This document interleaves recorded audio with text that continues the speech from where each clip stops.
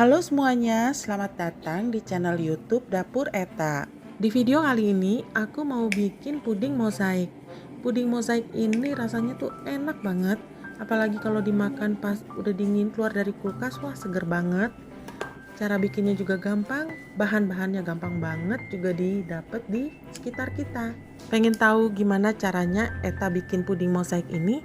Yuk tonton videonya sampai selesai ya. Teman-teman jangan lupa subscribe channel Dapur Eta dengan cara klik tulisan subscribe yang ada di bawah video ini.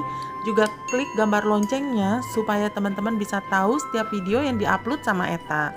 Juga jangan lupa klik like kalau teman-teman suka dengan videonya dan tuliskan komentar di bawah.